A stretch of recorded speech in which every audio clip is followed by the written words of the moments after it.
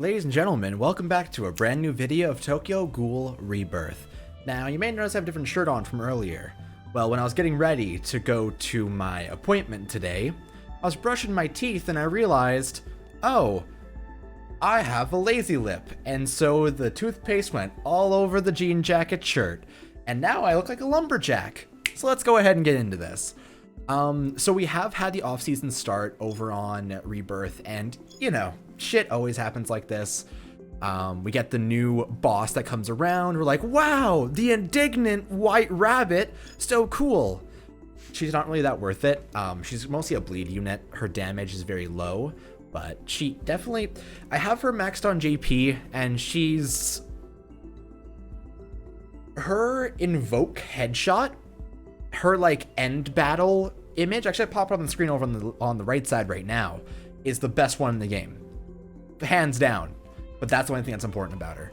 Otherwise, we do have some stuff I wanted to cover right now, as well as some new banners to go over, because of course that is the good time.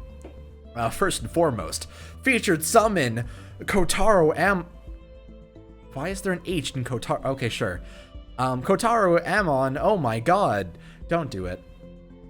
Any featured summon for just a premium unit, just never even look at them. Look at this man. His meat pool is massive. We don't even care about that. We do care about, however, is, you know, let's go over the festival banner first, because this one's probably the one people care about a little bit more. So we do have Juuzou, Suya, and Yomori coming exclusive characters at the festival. It has all the fillers of the old festival units as well. Hisho Arima, Ken Kaneki Jacket, Toka Kirishima, and Akira Mato, all always quite helpful. And we have the normal banner in terms of 30, 40, 50, and so on, all the way up. We have Juuzou, the Cutting Edge, with 715 attack, 10 AP, 7 durability, a unique ability of plus 4 AP, which arguably is a very basic one, but it's a good one nonetheless. We do have the crit rate up SS minus. Now, I don't know this for sure. However, I think that we might have, I've been thinking about it. Sometimes I'm unable to get my skill off every single turn with some of my characters, and I was wondering why. I think that critical hits give you more skill charge, and in which case, Juuzou's 10-10 skill is especially helpful. But of course, I can't confirm that right now, and I will need to try and look into things further from here on out. But it's a rumor going around, and it does make a lot of sense and puts a lot of things in perspective for me. So, yeah. Additionally, apparently his special is called Corona's Treasure, of which is the thing he said as he cut off Nashiro's hand and cut her in half. That's kind of messed up, isn't it? 1.75 times your attack for 3 turns, deals attack times 1.3 to entire front row enemies, and inflict bleed for 4 turns. So he is an AoE bleeder, of which can deal fairly good DPS, has a 10 hit, which is a flat 2 durability, and he buffs himself. Fantastic if you're trying to run a squad to take down light levels. He goes well with the bleed synergy, obviously. If you're running a team of Owl and Orochi, he is easily one of the most important characters to get because he procs it on the entire front row, while Owl and Orochi are only single targets. So keep that in mind for right now. And I should look at the 3D model. I don't think I've seen his reaction before.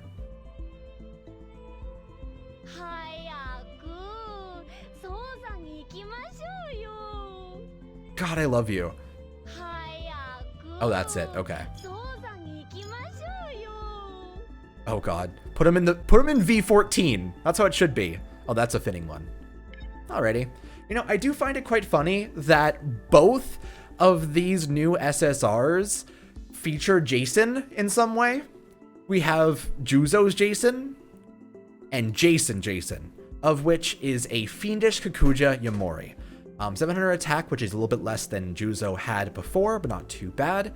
Bagune active, 10 AP, solid and good to go. Human Killer as his unique ability, of which is a fairly, I don't think it's very common. As far as I know, there's only a few raid characters, Festival Rize and Hafukuji Yomori, that have the Human Killer, but it's always helpful if you do end up on, see, typing killers are weird, because if you end up on the wrong side of the war, this character becomes useless. If you end up on the human side of the war, Hafukuji Amori will do very, very little against the human bosses, or the ghoul bosses, so it's something. He also has the increased attack, which is always helpful. He does some pretty good DPS, and he has the paralysis specialty, extends paralysis duration by 2 turns. A fairly rare thing inside the game, and paralysis synergy doesn't come around too often, so he is something interesting. If you're looking to go for the future of Arima Narukami, I do suggest picking up Jason because he is a fantastic AoE unit with paralysis and bleed at higher tiers. You can see his skill is apparently called Kill, Kill, Kill, Eat, which is how I feel about... I was supposed to say pigeons. Oh god, what the fuck, me? Okay, moving on. Deal attack times 1.2 to the entire front row of enemies 10 times. Once again, 2 durability damage plus 4 durability damage. 6 in total is pretty solid. Very good chance to inflict bleed and paralysis for 3 turns. Now, very good chance is not a guarantee, and so that's something to keep in mind. I believe, yeah, inflicts bleed for 4 turns. So it's a guaranteed chance, or a guaranteed rate of bleed on Juuzou. Did I hit enter? Whoops. Well, Jason's just kind of a half-half chance on both, so keep that in mind. But I do think that, I haven't personally pulled him, but I think that he is a fairly common unit on JP against bosses. Because, like, I've seen him around quite often for people to use him. I just think that he has fairly underwhelming DPS, and he doesn't really have that extra boost he needs until 100%, so you kind of need some dupes of him. But truthfully, I do think he's a pretty good unit in the net causality of the world, so... While I do think that, I personally don't believe this banner is worth pulling on, because these characters... Oh my god, I may have messed up the effects here somewhere. These characters will be inside the fillers of every future FES banner coming up. And so, while they are good units, they're not good enough for me personally to say that they're worth pulling on as features. I'd sooner have a chance of getting them on the random steps or a step 5 than to pull for them as a step 7 drop. So that's kind of where I'm sitting on this. I know people have different opinions, and different people want to kind of just pop their hawk whenever they can. This banner will be around until the 19th, so I believe it's going to be around until the next war starts? Yeah, okay, because we have off-season, and no, it would go until the next off-season, because it goes from the 6th to the 19th for 2 weeks. Our off-season currently is from the 6th to the 13th, and then we'll have another war afterwards. So you have plenty of time to get the Haka up if you do want to pull for it. And if you are re-rolling or starting the game for the first time, this banner has Jacket Kaneki, Arima, Toka, Akira, and these two. So the banners are finally starting to feel a little bit more filled up for the most part. So something to keep in mind. Additionally, I did want to go ahead and cover our other boy in our very pleasant Juuzou Suzuya Ri. Now, I want him. I will be straight up with you. I don't have this Juuzou on JP, even though it's a matter of time before I get him because he's inside the tickets. He, while not being that great, he is a very, very beautiful unit. Just the look at this man. He looks like what my ideal, like... I'm about to say dad looks like. No, just ideal, like, self in the future looks like. Like, casual trench coat, slippers, running the suspenders. That's me. I can feel you, Juuzou. Don't even worry about it. We have 540 attack, 320 defense. Nothing too special. 9 AP. That's always something. Unique ability of Break Burst, which is... Oh, shit. I didn't have comprehension of the idea that his break skill gives the buff of the break not only to himself, but also to teammates. That is amazing. Because on boss fights, for example, you could get this Juuzou to get the break off and pop a premium Heisei alongside him and get a buff of 2 times damage to each one of your front row. because it's 1.5 times damage and it stacks because it's a unique ability with Heisei. Oh, that's fancy. I like that. I didn't even know it affects all allies. That's beautiful, but that's good to know. So that unique ability is very helpful. It's 1.25 times attack whenever you break into a target once per turn on your entire front row. That's not the entire front row. All allies, including the back row of people that you currently have. That is amazing! Juuzou, you hero. I don't even know about it. That's my bad. I kind of want to pull, my mind says. Oh no. We also have very basic attack, defense, durability, and evade up. Evasion rate flat 15% is always helpful. He also has a skill that increases evasion percent by 30%. So he has a flat rate of 45 constantly, and you can stack guard on top of it. So he's solid. Increase evasion rate by 30% for 3 turns. Deals attack times 1.5 times damage to one enemy 8 times. So not only is he good for combos, he does damage, increases his own evasion, so not the rest of the teammates, and he has a pretty decent survivability. So like, once again, good unit, but don't pull for premiums. You shouldn't pull for premiums. Units in the... Can I actually click the 3D model thing, please? No? Oh, okay. I guess I'll go check it somewhere else then. Don't pull for them. All of these premium units will be added to the future banners, in the future ticket banners. So it's really, really not worth it to pull on him. It is the least worth it. Because, like, you can get them for free later for, like... There's no need to put 250 Haka into a guaranteed step. But, like... Look at him. He's so ready. He's so, like, goofily ready, and I love it. Oh, what a beautiful boy. Yeah, so... General rule of thumb for all of this is it's super not worth it to pull on the Juuzou. Because he will not be... He will be added to the tickets in the future. And if you start stockpiling them now, after one war, I have 62 tickets. And so if you save up 5 wars in a row to get more tickets for the Juuzou, you can pop off real good. So I mean, you shouldn't, but he's beautiful. And that is my opinion. Additionally, see, I want to cover these current raids and what's going on, but my first instinct inside my soul right now is to go, man, that first step sure does look good on the Juuzou and Yamori banner. And I mean, 30 Haka isn't a heavy investment to test your luck on a random chance at a random time in a random zone in a time zone of which you can't understand. So let's do it. Mostly just because I have that gotcha itch, you know.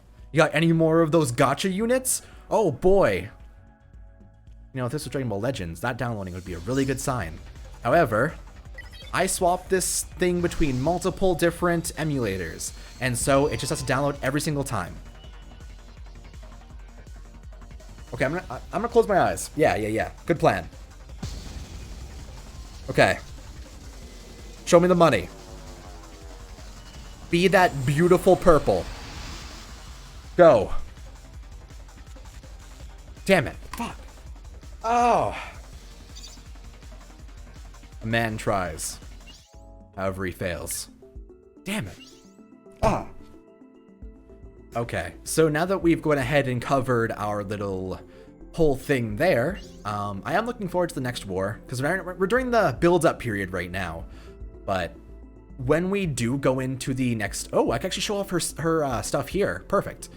But when we do go into the next period, I have so many fingers crossed for at least something big. Because Rebirth has been building up for so long.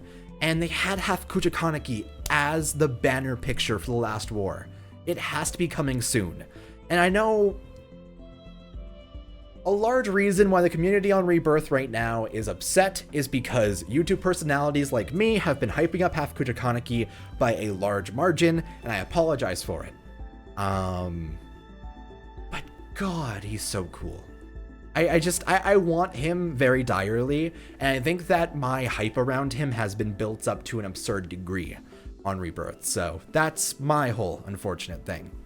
We are going to go ahead and cover the indignant white rabbit here and say exactly what she has to offer. First and foremost, why are your stats uneven? 7,140 HP, 391 attack, 175 defense, 12 AP, which is beautiful. She has a bleed synergy with her unique ability and the increased damage to bleeding characters times 1.4 times. If you do run the Owl, if you do run Orochi, if you do run Juuzou, if you do run Yamori, that's always something helpful. Akira also affects it, so bleed synergy is building up slowly. Raid characters that are free are always helpful. Maxing them anyway is just helpful, but attack up, defense up, durability up, that's just how it goes. Increase your evasion rate by 10%. Nothing too crazily special. You also have Damn You. The deals attack times 1.4 times to one enemy, 3 times, and reduce durability by 1. Good chance to inflict bleed for 3 turns, so no guarantee, not even a very good chance to inflict the bleed. Fairly low DPS and 391 attack. And the 1.4 times damage with the bleed is helpful, but if you don't run the bleed synergy, she's basically nothing. Not nothing, but she's not the most helpful thing in the world. So that's kind of my perspective on things for right now. So I'm going to grind her anyway, because if you do max out any of these raid characters, you do get 5 free Haka off of it. So I mean, I actually can't show it off here because I haven't maxed out any characters up to 9 right now, but it is worth it if you have the free time during this week to just kind of run a little bit. You can always use tactics and be like, here's the plan. I'm going to pop a quintuple drop, run Toka's level for half of it, run Ryoko's level for half of it, max them both out, be done. Because that's plenty for it. So it's always up to you as to how you're going to kind of play it. Likely during this war, I'm going to try to stream grinding the bosses. I want to get Hinami done tonight if I end up streaming. I've been kind of feeling weird after my appointment stuff today, so I'm trying to adjust to things. But I'm hoping to be able to get the Hinami grinding done today and maybe work on all 4 of these guys. I know that Uta is at least going away this war. I don't know if Tsukiyama is, but he might be. So if you were to prioritize any of these, I'd prioritize those 2 first.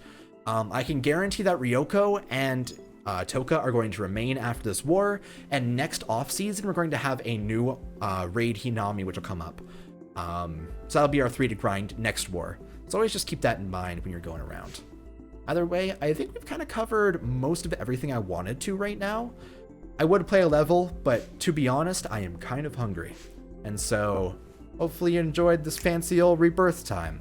I'll see you guys later. My fingers are always crossed for my boy Hafukuchi Kaneki. And I'll see you guys in the future. Bye, take it easy, and see you later.